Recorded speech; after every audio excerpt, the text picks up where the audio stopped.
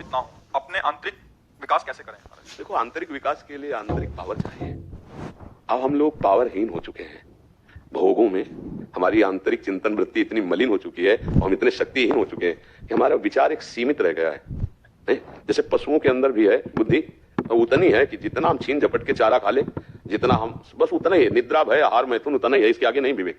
ऐसे ही कुछ हम लोगों की भी बुद्धि विचारधाराएं सीमित होती जा रही हैं। छीन झपट के जितना हम धन जैसे भी बेईमानी जैसे भी, तो हम सुखी हो जाएंगे। ये गलत विचार है। आज तक भोगों से कभी कोई सुखी नहीं हुआ है।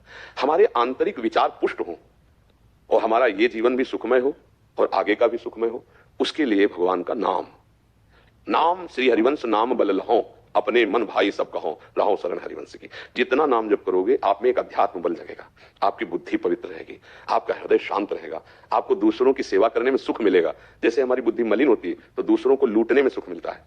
अब जैसे एक आदमी मोबाइल से बात करता जा रहा है, अब वो बगल से मोटरसाइकिल से निकला और ऐसा झटका मारा कि मोबाइल उसके हाथ में और नाक के बल गिर गया, वो रगड़ रहा है। वो अब उस धूर्त को कितना हृदय कठोर हो गया कि ये पता नहीं कि मोबाइल तो 1,50,000 की चीज है, उसका जीवन नष्ट हो जाता। अपने स्वार्थ के कारण वो कितना नीच हो गया। माई बहन कोई जंजीर पहने, अब ऐसे पकड़ा, ऐसे खींचा, क्योंकि रफ्तार से चलते हुए खींचना है, अब वो गिरी हो या घसीटती हुई चले। अब ये दूसरों से सुख लेकर सुखी होने की जो भावना है, वो विचारधारा को नीच करती चली जाती है। दूसरों को सुख देना और उसमें आनंदित होना, ये उत्तम विचारधारा है। ये आती है भजन से, ये ऐसे बाजार में नहीं मिलती। जितना आप नाम जप करोगे, भजन करोगे, तो तुम दूसरे को दुखी देखकर उससे ज्यादा दुखी हो जाओगे। क्या करूं, इसको कैसे सुख पहुंचाऊं? भगवान अगर मेरे में सामर्थ होती तो आज इसके दुख का निवारण कर देता। तो अब दुख का निवारण कर पाओ या ना कर पाओ, आपका काम हो गया, आपकी उन्नति हो जाएगी, आपकी ऊंचाई हो जाएगी। हमारी बुद्धि शुद्ध हो जाए तो हमारे विचार शुद्ध हो जाए।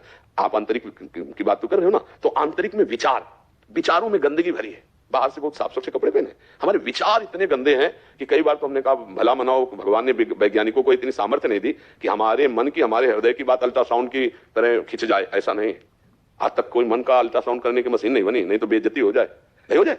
बढ़िया साफ सुथरे कपड़े पहले बहुत अच्छे आदमी दिखाई दे रहे और मशीन फिट कर दी गई, टीवी में चल रहा है, बोले यार इतना गंदा आदमी है। तो विचार हमारे गंदे हैं और वो तभी शुद्ध होंगे जब भजन होगा। अगर नाम जप हो, सत्संग सुनो, तो दूसरों को सुख पहुंचाने वाले आचरण बनने लगेंगे और दूसरों को सुख पहुंचाने वाले आचरण बने, इससे बड़ी कोई साधना नहीं। पक्का समझ लेना, जिसने परहित सरिस धर्म नहीं, भाई इससे बड़ा कोई धर्म नहीं। और आज यही लुट गया है, बस ये गड़बड़ हो गया। हम किसी से मिले तो हम इसके कैसे काम में आ जाए, ये है बुद्धि, मनुष्यता, ये है हमारी समाज को सुधारने की वृत्ति। पर यह है कि भजन से, भजन के बिना बात नहीं बने। तो हमें लगता है नाम जप करो, कोई गंदा नशा न करो, कोई गंदे आचरण न करो, तो भगवान ऐसे विचार, ऐसा आत्मबल, ऐसी आंतरिक उन्नति प्रदान। तो बाहर तो बहुत धूम मची है, नहीं होड़ लगी है, कितना कोई पाप कर्म की तरफ कोई नहीं डरा, कितना हम किससे लूट ले, क्या कर, मतलब इतनी तक बुद्धि खराब हो गई, अपने को नष्ट करके सैकड़ों को नष्ट कर। देखो बुद्धि ही तो है ना, क्या है, क्या मिलेगा? जिनसे कोई परिचय नहीं उनको मारने के लिए अपने को नष्ट कर दिए, अब मिलेगा क्या?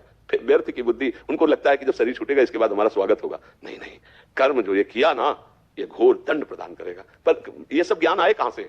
इसलिए सत्संग सुने, नाम जप करे, अच्छे आचरण करे, तो हमारा अध्यात्म बल जागृत हो, हम अंदर से मजबूत हो जाए। आज हम अंदर से खोखले हो रहे हैं, धर्महीन, विचारहीन, आसुरी प्रवृत्ति बढ़ रही है। आसुरी प्रवृत्ति दूसरों को दुख देना, दूसरों से सुख लूटना। हम इतना मीठा बोलेंगे, इतना प्यार दिखाएंगे, लेकिन अंदर हमारे वही बगुले वाली दृष्टि होगी। बगुला जैसे ऐसे खड़ा है, लगता ध्यानस्थ है, नहीं वो मछली की ताक में है, फट से मछली आई खा गया, फिर वैसे खड़ा है। ऐसे हमारे विचार होते चले जा रहे हैं, किससे हम क्या सुख लूट लें, बस यही हमारा पतन हो जाता है। और किसको हम क्या दे दें कि सुखी हो जाए, यही हमारी उन्नति होने। और ये विचार भजन से मिलते हैं, इसे सुमति कहते हैं। भजन से सुमति बढ़ती है, भजन रहित जो जीवन, भजन नहीं करते, उनकी कुमति बढ़ती है। कुमति जहां बढ़ती है तो ये पापाचरण हो जाता है। इसलिए नाम जप कीजिए, अच्छे आचरण कीजिए, भगवान के चरणों में प्रीत और मन सच्चा हो जाए। हाँ, नाम जप करने से दोनों बातें हो जाती है। अगर हम निरंतर नाम जप करें गुरु प्रदत्त, तो मन भी निर्मल हो जाएगा और भगवान से प्रीति भी हो जाएगी। तो बस गुरु प्रदत्त, गुरु वाक्यों पर ध्यान रखे, गुरु मंत्र पर ध्यान रखे। तो मंत्र मूलम गुरु वाक्यम, मोक्ष मूलम गुरु कृपा। साधु के आध्यात्मिक उन्नति गुरु कृपा से होती है। जो गुरु ने मंत्र दिया, नाम दिया, हम उसको खूब रटे और सच्चे आचरण से चले तो बढ़िया जीवन आनंदमय हो जाए। प्रयास तो हमारा जी रहता है, लेकिन कभी परिस्थिति मन की कैसी है, कभी कैसी है। मन की परिस्थिति पर कोई ज्यादा प्रभाव नहीं पड़ेगा, बस आचरण न बिगड़ने पावे अपने लोगों के।